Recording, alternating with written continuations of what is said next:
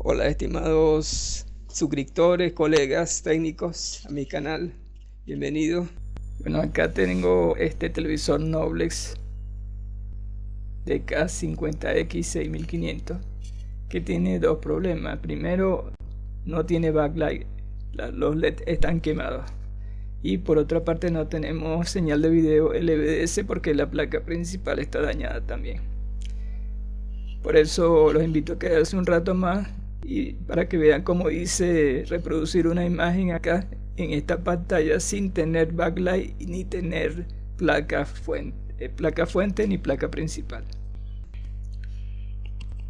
Bueno, la idea es probar la pantalla y ver si vale la pena el gasto de cambiar la placa, la monoplaca completa y los LED, porque si está dañada la pantalla se perdería la inversión de los repuestos.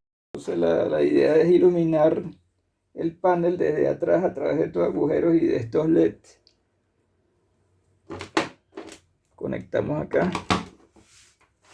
y vamos colocando los grupos de LED en estos agujeros.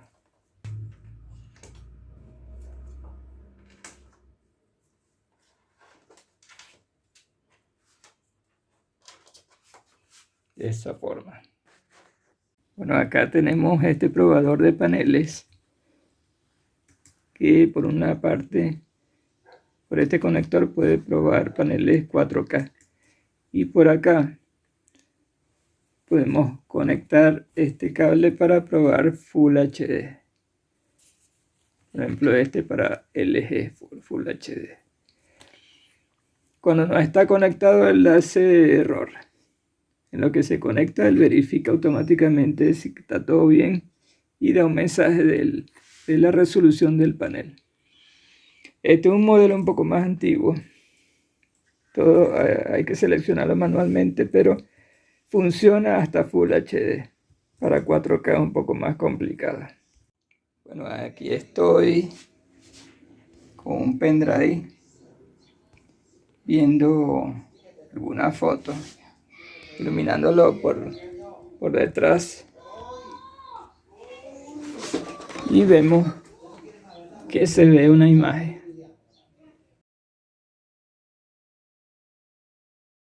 Bueno, una forma de iluminar los LED es usando esta fuente que usa muy baja corriente.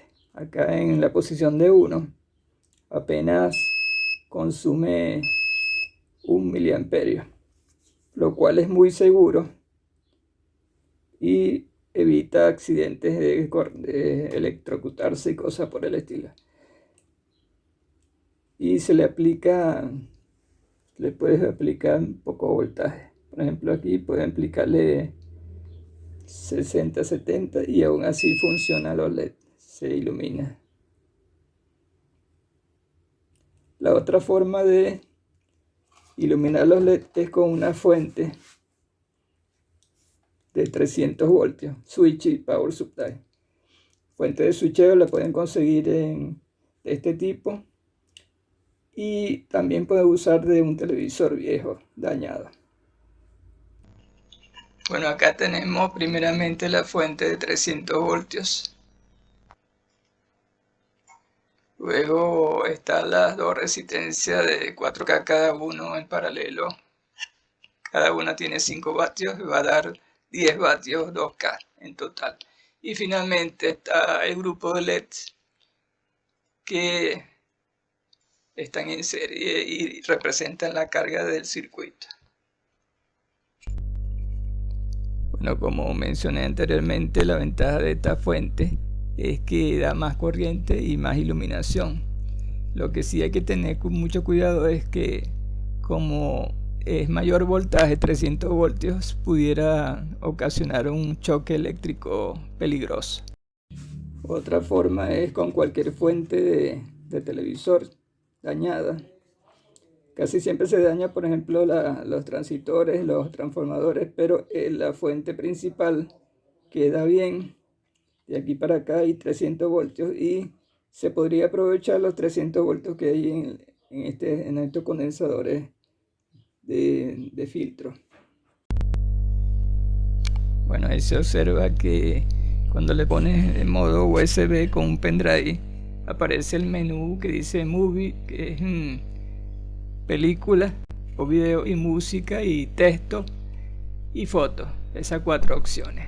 Entonces ya teniendo la seguridad de que funciona la pantalla, podemos pedir los repuestos sin temor de perder la inversión. Si te gustó el video, no te olvides darle me gusta o like, compartir y suscribirte, ya que en breve estaré subiendo más videos relacionados con la reparación de Smart TV. Gracias.